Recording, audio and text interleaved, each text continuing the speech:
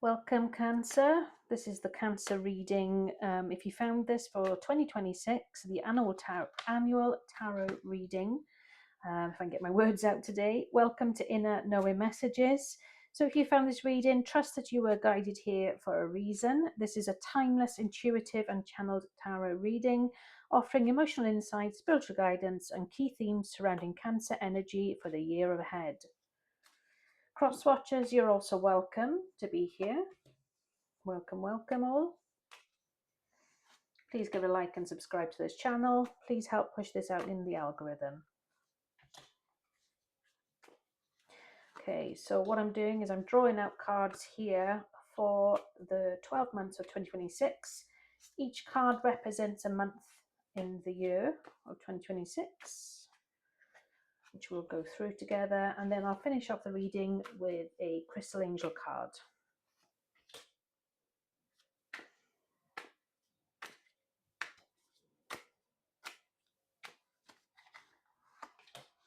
Okay. Let me know where you're watching from, please. Please give us a comment. I'd love to know where you're watching these readings from. Okay, let's get a crystal angel card as well. The cards are quite jumpy today. They certainly like to make an appearance. Okay, so we're starting off with card 21, the World card. So this card for January is all about success, achievement, accomplishment, travel, completion, fulfillment, sense of belonging and wholeness. So a fantastic start to the new year. So it'll be interesting to see what happens with January and what you achieve. Moving into the month of February, we have the Queen of Pentacles. Please don't get hung up on the fact this is a female. It's just about the female energy. There's male and female energy in all of us here, so don't worry about it actually being a female sitting on the throne. The Queen of Pentacles is all about having a mature, grounded outlook on life, really. She's a businesswoman. It's about high social status, being a social butterfly. She's very generous and loyal. It's all about prosperity, success, financially independent, wealth and luxury. So it's about socializing. It's getting back out there again. I think what you tend to find is after December with the Christmas and New Year period, there's always a bit of a lull in January because everyone has basically partied and spent quite a lot of money for those that celebrate. So February, you start to see things start to pick up again. I mean, here in the UK, it is very cold that time of year. So some people still like to stay in a bit longer until, so the end of March into April, where it becomes a lot milder with temperatures. But all in all, for February, you're definitely going to be more of a social butterfly, and there's going to be a more prosperous feel to you and what you experience. So moving forward then with March, we have here another Pentacles. So we've got 2, 4, 6, 7, 8, 9 of Pentacles here, and this is about independent wealth. So it's about independent success, financial stability and security. It's about profit, prosperity, wealth, property, abundance, rewards through hard work, collecting on investments and thriving businesses and status. So I feel like with the start of the new year and it starts to gradually pick up, I think business-wise as well, you're starting to see, a return or growth on your investment. But also March here is the end of the financial year. So you're going to be looking at all your profits and loss against your accountants and stuff like that with your accounts and invoicing. So I think you're going to recognize exactly what you've achieved, and then you'll be able to reflect upon that and move forward. So for April, we've got card number 7, and this is the Chariot card. This card is all about victory. It's about overcoming obstacles, success, ambition, determination, willpower, control, self-discipline, hard work and focus. So full steam ahead, I think, with a new financial year for you. This card is upside down, and this is actually the Fool. Now, the Fool is normally a positive card if it's upright, but because it's not and it's in the reverse position, the Fool is card 0, and it's about recklessness, fearlessness, and risk. So I would suggest just take a hard look at everything that's going on. Don't just jump in straight away with both feet. Have a think about things first. Write down the pros and cons of what you want to do and what you think you want to start doing. and see what comes out on top with the pros and cons list.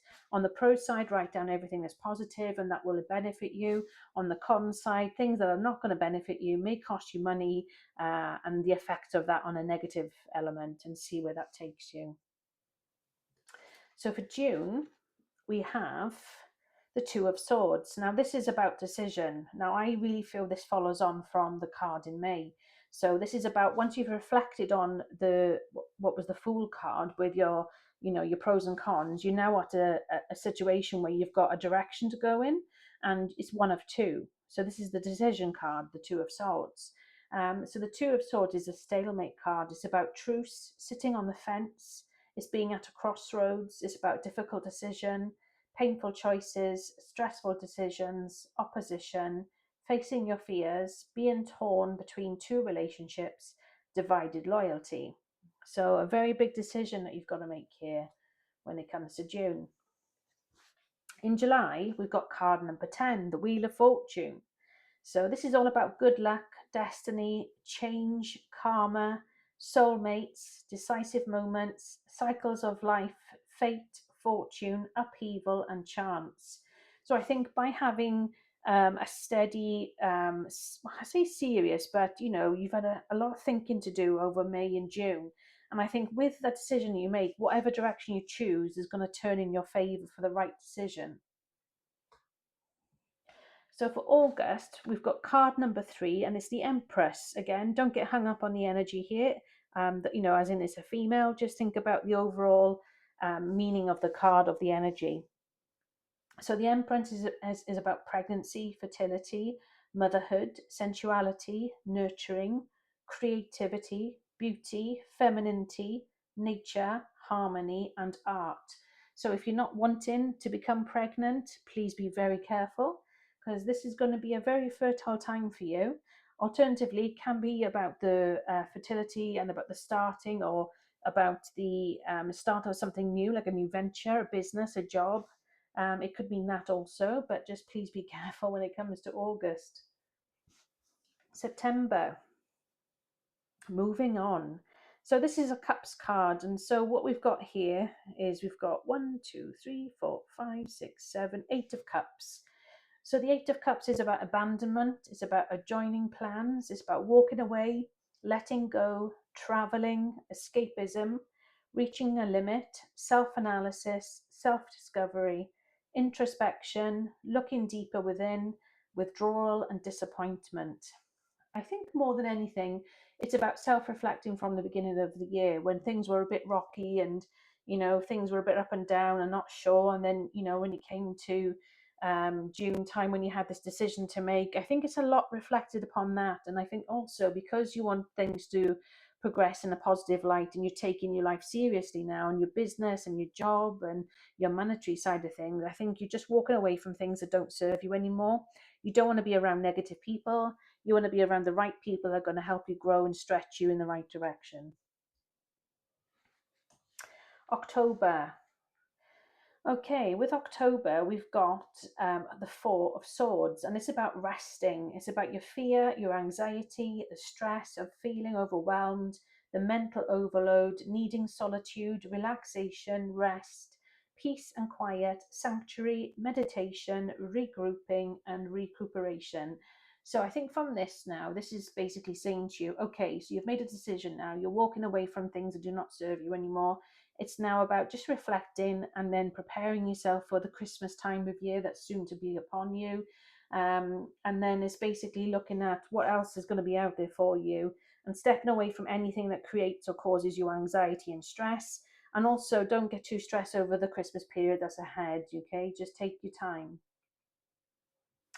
November, we have fulfillment. And with fulfillment, this is the Nine of Cups that I've got here. And it's about wishes coming true. It's about realizing your dreams, happiness, cheerfulness, joy, fulfillment, positivity, optimism, satisfaction, success, abundance, prosperity, achievements, rewards, and growth and confidence.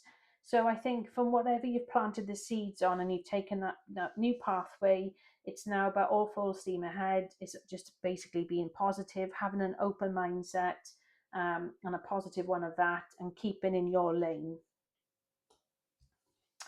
December, we finished the year here with the Six of Pentacles, and this is a really good card, a very good positive card to finish the year.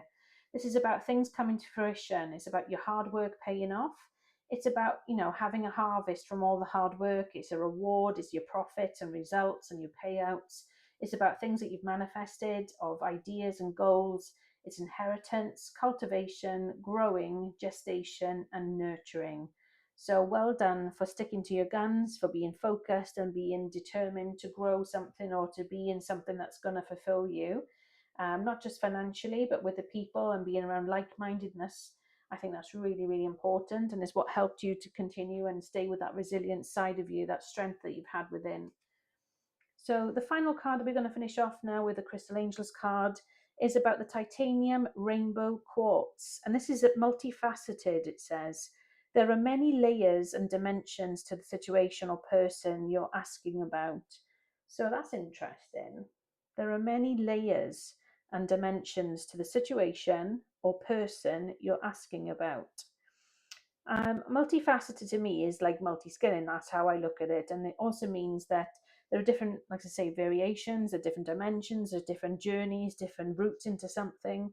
And this could be about your business. It could go into a number of areas, a number of directions. So I think if there's somebody that you have as a coach or somebody as a guide or somebody you look up to that you think that they inspire you, it'd be interesting to know a little bit more first before you step forward. I hope that helps you, and I hope that's given you a little bit more insight into the year ahead. I hope you have found it of interest. Please let me know how you get on, Cancer, and let me know where you're watching from. And if you could kindly give us a like and a subscribe to the channel, I will be totally grateful to you. And let's help this channel grow. Until then, have an amazing year ahead. Thank you for your time and stay blessed.